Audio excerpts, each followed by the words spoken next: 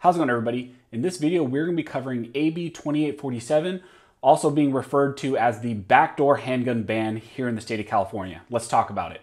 But real quick, before we jump into this video, if you think that the handgun roster should be completely eliminated because it violates the Second Amendment, go ahead and hit that like button and subscribe. Also, I want to give a big shout out to one of the main supporters of the channel, USCCA. USCCA provides legal protection / carry insurance for patriots like me and you. So if you'd be interested in picking up some sort of legal protection for your carry firearm, go ahead and hit the link down in the comment section. So AB 2847 is a bill that I've covered quite a bit on this channel, and I put out a video maybe about a month ago talking about this specific bill and its purpose. What it's attempting to do is to change the language of the microstamp requirement here in the state. Existing law here in the state of California requires that specific firearms being placed on the handgun roster to have microstamping in 2 specific locations on a spent casing. The state of California is claiming that this is one of the safety mechanisms and is a way to provide public safety here in the state of California because I guess in their mind, if they have microstampings on casings with the serial number that is attached to a specific firearm, it helps stop criminal activity, whatever their lame argument is for why microstamping is required. But as of right now, although the state is claiming that microstamping is feasible, it can be done, that they are saying that they have done it through the California Highway Patrol and some academies, stuff like that. They say that they have achieved microstamping. It is extremely expensive for firearms companies to do that. So as of right now, no firearms companies are doing that. They're not putting these types of handguns with 2 microstamps onto the California handgun roster, and they are not complying with California's requirement to do so. So what AB 2847 is attempting to do, or what they are saying it is doing, is that they are laxing that requirement by only requiring 1 microstamping on a spent casing instead of the 2. But the sneaky thing about AB 2847 is that the additional language in here makes it so that for every 1 handgun that is going to be added to the handgun roster under this bill, if it is passed, 3 handguns already on the handgun roster will have to be removed. So if you're familiar with the handgun roster here in California, we already have an extremely limited amount of handguns that we are allowed to use.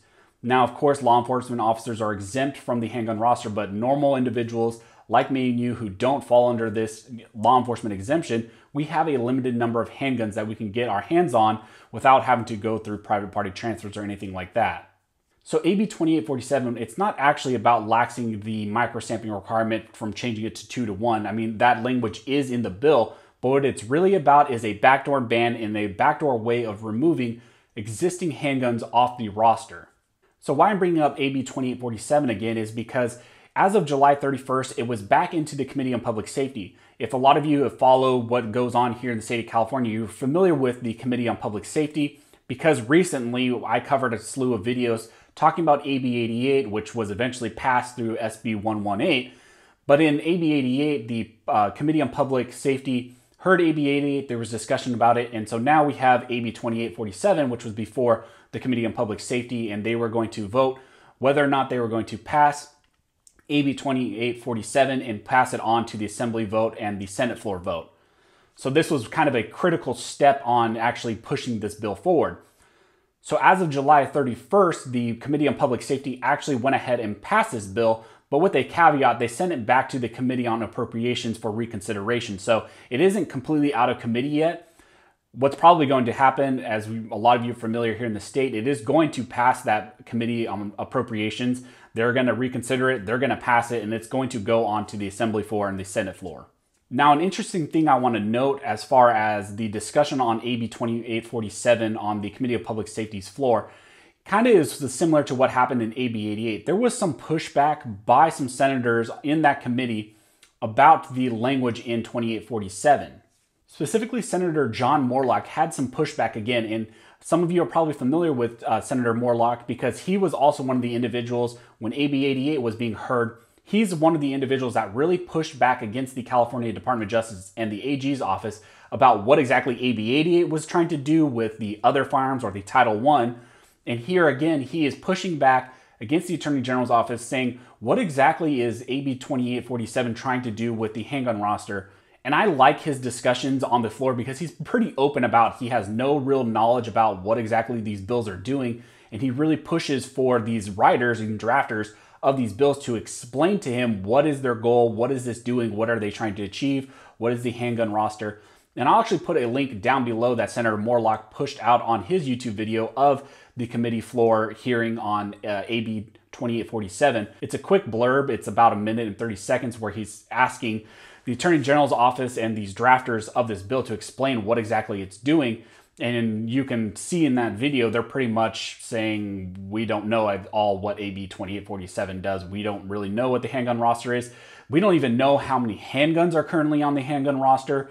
And he also pushes back for an explanation about this 1-to-3 ratio that's in the language of the bill. He asks why every one new gun that goes onto the roster, then why are 3 old ones removed, and how exactly is that mechanism going to work? And the representatives of this bill pretty much say, we don't know why that 1-to-3. We are saying that it opens up room, but he says, why do you need to open up 3 slots for every 1 gun that's going on there? Why would you just not need 1?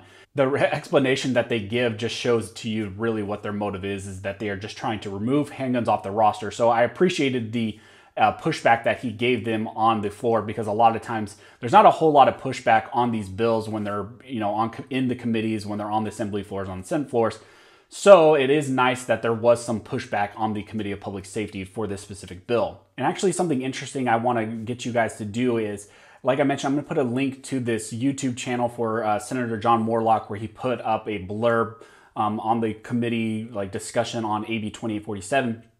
And what I want you guys to do is go to that link and go ahead and comment down below that you do not agree with this bill at all, that it is California's attempt to ban handguns and to pretty much eliminate the handgun roster and violate your constitutional and Second Amendment rights. So I'm really going to call you guys to go there. And so my hope is, right now when I'm looking at it, there are no comments on it. There's only 23 views. My hope is that you guys will share this, comment on it, and get a lot of movement going in a different way, and maybe bring to Senator Morlock's attention that, yes, we do not agree with this. We don't agree with it, kind of like he doesn't agree with it. He seems to have a lot of confusion about it.